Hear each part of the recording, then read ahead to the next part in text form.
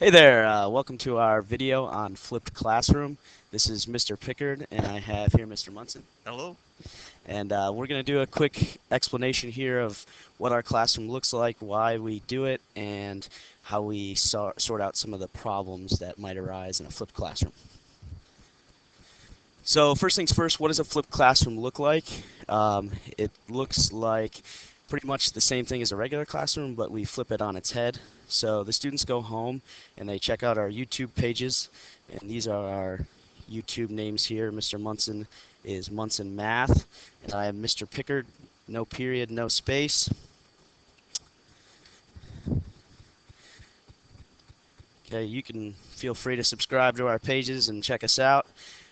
So the students will be assigned a video lesson, and they go home, they get on our YouTube page, and they watch the assigned video, and they can take notes just as they would in class. And then at the end of each video, we each have a you try section where the students will try 1 to 5 problems to see if they've understood and mastered the concepts. And for Mr. Pickard, those students will submit their answers online in a Google form. And for Mr. Munson, they bring them in on paper and they submit them to him on paper. So we have sort of an accountability that the students are doing what they're supposed to be doing.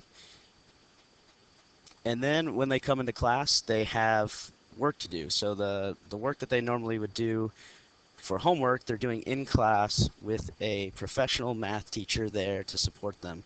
So we actually get more time with the students working on their math, whereas in a traditional classroom, they might be at home stuck without anybody who knows geometry.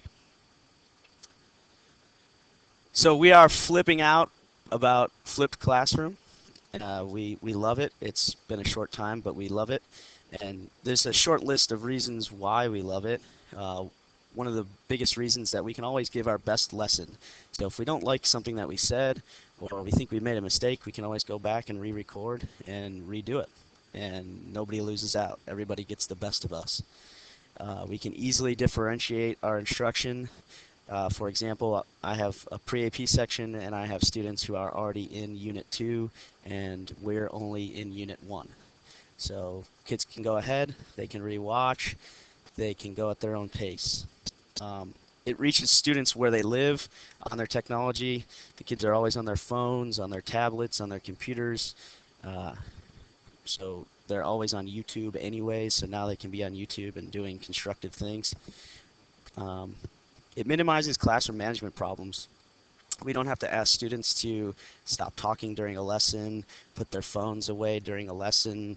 Uh, Students aren't leaving to go to the bathroom and interrupting a lesson and then missing out. So they can pretty much come to class, they can work, and if they want to, if they're on task, they can do a little bit of socializing as well. Um, and in our classrooms, the students are doing the most math. It's not us. We're not doing all the math, the kids are.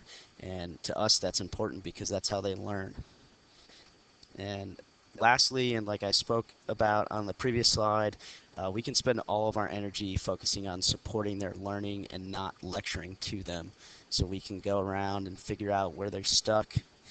We can support that learning. We can't be in their houses at their dinner tables helping them, but we have 90 minutes, uh, usually no less, to work out problems with them every day in class.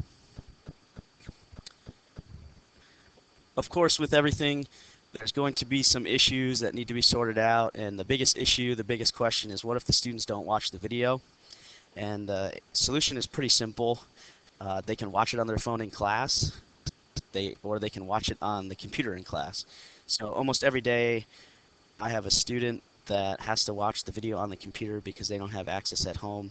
And what happens there is they just kind of are participating in a traditional setting, but they still don't have to deal with the interruptions that come with lecturing and asking students to be quiet and stay focused.